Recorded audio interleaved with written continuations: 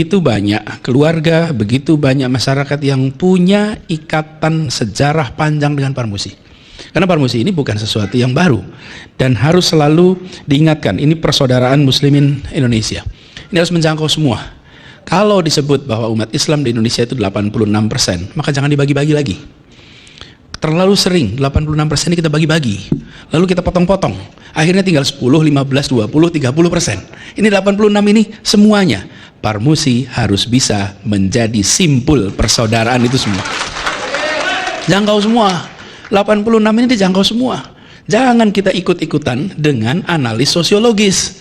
Analis sosiologis itu memang untuk kebutuhan analisa, mereka melakukan kategorisasi. Sama, kalau ahli ilmu sosial datang ke ruangan ini, maka dia akan menganalisa yang PC putih berapa persen, yang PC hitam berapa persen, yang sorban berapa persen. Untuk kebutuhan apa? Untuk kebutuhan analisa dibagi. Nanti terlihat ini distribusi meja berdasarkan warna peci gitu. Lalu nanti distribusi meja berdasarkan warna hijabnya, warna kerudungnya. Bapak Ibu sekalian, biarlah itu urusan para analis ilmu sosial. Bagian Parmusi menjaga keutuhan dari seluruh umat Islam di Indonesia. Apalagi sekarang dipimpin Bang Usama. Bang Usama Hisham ini, selain beliau adalah, kita dengar tadi, beliau berbicara tadi sama Pak Prof. Fanani juga kita sampaikan, ini ungkapan dari hati, ungkapan orang ikhlas. Insya Allah Bang Usama ini bisa jangkau ke kanan kiri, karena beliau itu seorang entrepreneur. Kita jangan artikan entrepreneur sebagai pengusaha rupiah. Entrepreneur itu ada social entrepreneur, ada policy entrepreneur, ada political entrepreneur, dan ada business entrepreneur. Seseorang yang mampu mengubah kesempitan menjadi kesempatan, itu adalah seorang entrepreneur. Dia adalah entrepreneur. Jadi kalau dalam situasi kesempitan jadi kesempatan, itu entrepreneur. Kalau yang punya kesempatan jadi kesempitan, itu orang cemberut terus, Pak. Itu nggak ada kesempatan itu. Kesempatan saja dipandang sebagai kesempitan. Tapi kalau yang bisa memandang kesempitan semua, ini adalah seorang entrepreneur. Nah, menjangkau semua, dan insya Allah ini kemudian sesuai dengan ikhtiar awalnya. Menjadi, kalau lihat sejarahnya, Miai dari dulu, dan kemudian menjadi rumah bagi semuanya. Kan begitu, bukan kira-kiranya kalau kita ingat proses perjalanannya. Ini juga penting. Barangkali Parmusi untuk kembali mengungkapkan sejarah perjalanan perjuangan umat Islam di Indonesia. Supaya kita tahu, seringkali kita paham sirah Rasul, tapi tidak paham sejarah perjuangan umat Islam di Indonesia. Padahal ini menggambarkan betapa perjuangan di tempat ini, di tanah ini luar biasa. Jadi itu sebuah harapan untuk Parmusi. Dan tadi disampaikan tentang niatan untuk membangun desa madani. Kalau boleh Bang Usama usul desa madani dan juga kampung madani, Bang. Kenapa kampung madani? Begini,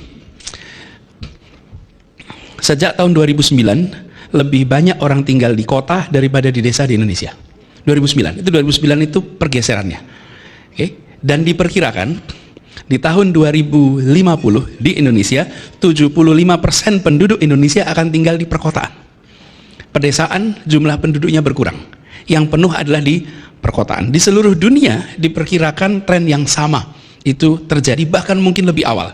Karena itu makin hari kawasan kota menjadi makin penting, dan di kawasan kota inilah interaksi makin intensif. Di kawasan kota inilah kita ketemu problematika menjalankan kewajiban pribadi kita dengan konteks kerja. Saya beri ilustrasi. Ketika saya mulai bertugas di Jakarta, saya menemukan, waduh, di Jakarta ini kalau sudah jam 5 sore orang pulang kerja. Salah satu masalahnya di kendaraan umum, mereka kehilangan waktu maghrib. Pilihannya adalah tunggu maghrib baru pulang, atau pulangnya diawalkan. Pilihan ketiga dijamak, hilang itu maghribnya di jalan. Saya beri contoh problematika ini. Kita semua terbiasa titipkan anak ikut kegiatan di masjid, di mana dulu waktu di kampung. Ini di sini ada kakak saya ini, Mas Mursalin. Mas Mursalin kita di Jogja itu dulu ketika saya bertetangga dengan beliau. Mas Mursalin, nah ini boleh beli ini Mas Mursalin ini, kita sekampung, tetanggaan, satu gang. Beliau membina juga adik-adiknya di sana. Itu kami ini kalau sudah kegiatan keseharian, masjid itu menjadi tempat untuk orang tua bersama-sama menitipkan anaknya di situ. Menitipkan bukan dalam artian penitipan anak, tapi proses pendidikannya dikerjakan di dalam sekitar masjid. Bimbingan, apalagi kalau bulan puasa, itu anak-anak itu dari asar sampai habis taraweh gak pulang. di masjid saja. Itu ketika kita berada di dalam setting sosiologis yang berbeda. Sekarang kita masuk kawasan kota yang makin hari makin banyak tuntutannya. Ini memerlukan jawaban. Jadi saya ingin mendukung sekali yang dikerjakan oleh Permusi, Bang Usama, dan insya Allah nanti Jakarta ikut fasilitasi untuk Desa Madani ini. Nah, tepuk tangannya ditahan sampai kejadian. Tepuk tangan itu kejadian. Tapi insya Allah nanti kejadian, Bang Usama. Ini kejadian, Bang Usama. Insya Allah kejadian. Direkam pula kan di sini. Jadi nanti tapi saya membayangkan desa Madani dan juga kawasan urban, kampung Madani. Walaupun kampung itu juga desa dan kota, tapi punya asosiasi urban. Urban ini penting, dan sesungguhnya Islam ini adalah agama orang urban. Datangnya, turunnya di Mekah, yang merupakan itu kawasan urbannya Jazirah Arab. Memang tumbuh besarnya itu di perkotaan, settingnya kota, dengan struktur masyarakat kota. Kemudian ketika pindah ke Yathrib, ke Madinah, di sana pun menjadi sebuah pemerintahan kota. Karena itu kita sekarang jangan menjadi yang dipinggirkan di kota. Kita harus bisa menjadi pusat untuk kota-kota kita. Karena sesungguhnya Islam ini tumbuh besar di dalam setting perkotaan. Beda dengan kawasan Badui yang itu di kawasan pedesaan, ini beda sekali strukturnya, prosesnya, kegiatan dakwahnya. Nah, kami berharap nantinya ini bisa ditumbuhkan.